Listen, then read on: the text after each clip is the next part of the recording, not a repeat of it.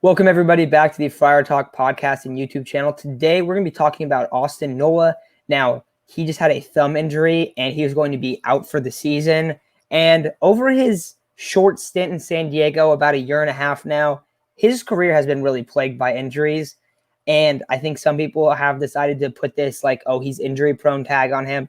I don't know if that's the case. They've been pretty weird incidents. Like, this was a collision at the plate. Now, at the same time, he's had knee injuries. He's playing the catcher position, so collisions at the plate are going to occur. But Isaac, before we get into his future, what's just your overall thought, and how do you feel about him, being down again with another injury? It's unfortunate. It's pretty unlucky for Austin Nola, who, he is the better hitter of the two between Nola and Caratini. It's unfortunate to see this late in the season, but I know, mathematically we're still in this thing, and I know the Padres organization, Jace Tingler, the players, they're not going to say they're out of it. I know as fans, we feel like we're out of it for sure, and I think Austin Nola going on the IL kind of makes that feel even more so. Sat Manny Machado yesterday, so although they're not going to say it, it definitely feels like they're implying that they're not in the race anymore, and it sucks for Austin Nola because I feel like this year was his year to prove that he can be the catcher of the future for this team.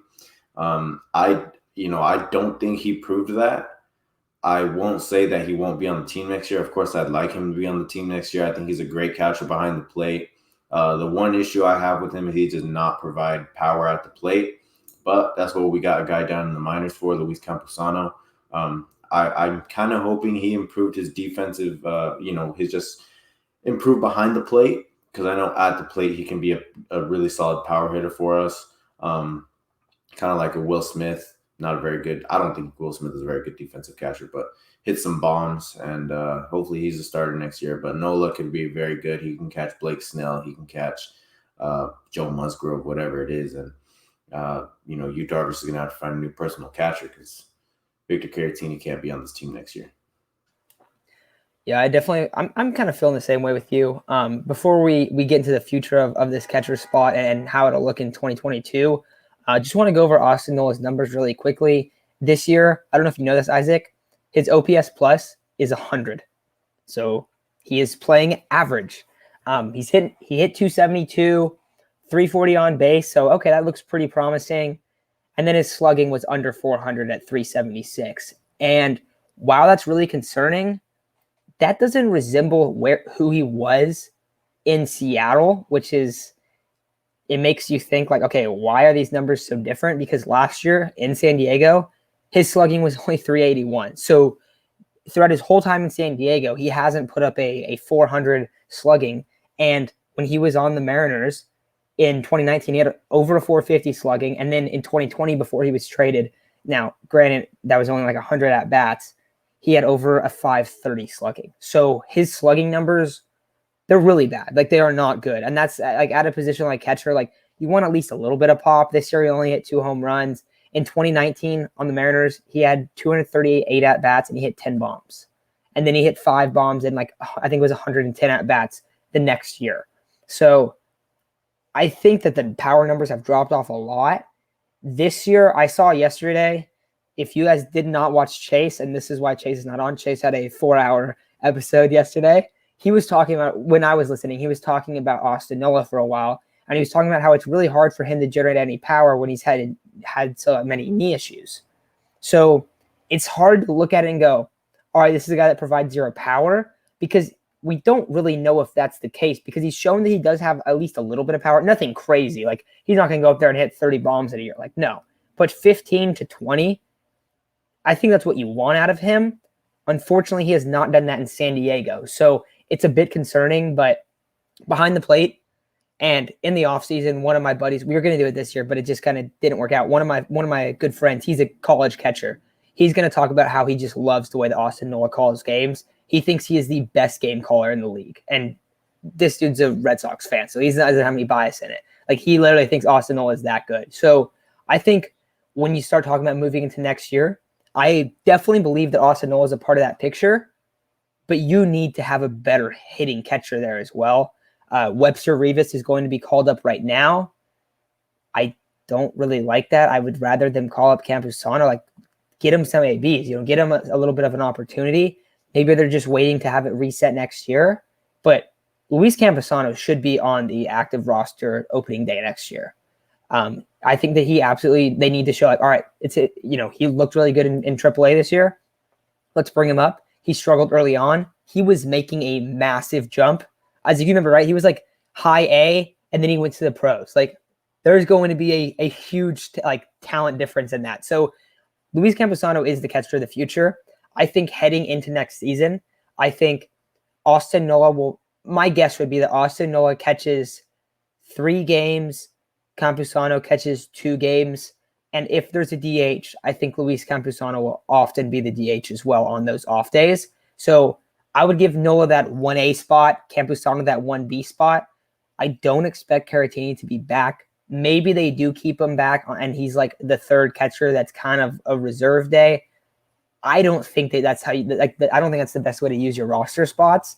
But there are people that do believe that that's a good way to use it, and you should hold 3 catchers. So if they do go that route, I would guess that's why. But I think it should be 3 Austin Nola, 2 Luis Campusano. And I think Luis Campusano should play like 4 out of 5 days. I really do. That's how you get at-bats. I mean, we were talking about it like a couple weeks ago on like how you got to develop these players when they come to the pros. They need to be everyday players, and they're going to be struggling, and that's going to happen, but that's part of it. And if you want to say, oh, well, you can't get to the playoffs like that, me and Isaac were just having a conversation. Look at all the minor leaguers that the Padres traded away, and they are pretty much all going to be playing in the playoffs. So Luis Patino, he's in the playoffs. And some of the guys are older, but like Cal Quantrill is a young guy. I mean, he's had a great year. So there's a lot of guys that's like, there's going to be some time where they're not that great. But when they start getting going, they figure it out. That helps your team so much moving forward. So I definitely think that he should be almost an everyday player next year. And then I think Austin Nola, like he's going to be the main guy because he's so good defensively. But Isaac, what do you think about that 3 versus 2 days at the catcher position? It's just all going to depend on how Luis Campusano is doing. I personally thought earlier in the year that he was hitting the ball pretty well. I know, it was just kind of unlucky. He was, to me, hitting the ball. He was spraying it all over. It's just he was kind of hitting it right at people. That was pretty unfortunate, and that's not going to reflect in his actual batting average, maybe in his expected batting average. But obviously, at the beginning of the season, it wasn't exactly what we wanted to see from a top 5 prospect. He didn't really call games very well. It seemed like he had chemistry issues with the pitchers who, unfortunately for him, the pitchers have been around for a while. He's never caught any of them. Those pitches have been caught by many different catchers, and it was very easy to see that they preferred being caught by Victor Caratini. But as far as everything else goes, I want Campy at the plate as much as we can get him up there. He's displayed all that power that he has, much more power than Nola and Caratini. I think he's a very exciting prospect for us to have. I mentioned, hopefully he could be like Will Smith. I have hope for that. The Padres development is kind of it's got me a little skeptical just because we know how that's gone for the Padres. So I'm a little skeptical, but I think if you put him in the right spot, you give him enough time, you develop him properly, I think he could be a good 20, 25 home run guy. We need those kind of guys so bad right now because they're really the only 20, 25 home run guys right now. I mean, Fernando's at 40, but, Manny is at, 25, somewhere around there. I want to say Jake is in that range too, but outside of that, Grisham had compared to the expectations we all had, I think Grisham had at least a very sour second half. I think he had a down year for sure. Tommy Pham's probably going to be gone next year. He didn't supply much power other than that missile tank, whatever you want to call it, that he hit in Colorado. Eric Hosmer, probably going to send him to the moon in the offseason. Will Myers around 17 home runs, and Will Myers, both from Hosmer and Myers, you expect around at least 25, at least, like minimum. And then the catcher position in total, I don't know if we even got 10 from the catcher position in total. So, that's why I think we got like 8 now. I think Webster Rivas, I want to say he hit 1 or 2. Mm-hmm. I know Nola hit 2. Mm-hmm. There's no way that Caratini hit like over 5. I don't think he hit more than 5 either. So I think he hit like I'm gonna guess 3 here. I'll look it up right now. I'm gonna go with 4. You're gonna go with 4. All right, let's see. 1 second here. 6. Oh, What?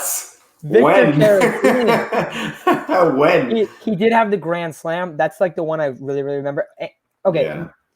Victor Caratini only hits him in the really clutch moments. He does. I remember one earlier in the season against the Giants. I remember that one, the grand slam, and I remember one in Colorado. Other than that, I don't remember one. And you said the Reds? Yeah, the Reds, the grand slam. Yeah, the grand slam was against the Cubs. The Reds was the 3-run that walked it off. Oh yeah, the walk off. Remember when they blew the lead and it was like, oh no, and then it was just like the most epic. Yeah, that was amazing. Right. Those were the times. But yeah, I think eventually also do you expect Campusano to take over the catcher position next year, like to become that main catcher, or do you think that Nola will hold that for at least next season? Like I said, it's all going to depend on their results. I think Nola coming into the season, we should expect Nola to be the, mostly everyday catcher, just because he does catch games really well. He does very well behind the plate, and I like that. He's very reliable back there. But right now, where we're struggling, it's definitely at the plate. Like I said, not a lot of power being supplied there, and that's where Campusano comes in, and I think that's where he's gonna help this team flourish. I think there's a lot of overhaul needed for this team. That I was just very disappointed with the slugging this year. Last year, we brought up on the podcast that you can't really depend too much on the long ball. I think this year showed that. Not many long balls, obviously, not many wins. So they're gonna have to be able to get some guys in the offseason that can hit for power, and Campusano should be one of those guys. Yeah, 100%. I agree with you. I think it definitely is going to depend on how quickly Campusano can adjust to the major league pitching, which we will see.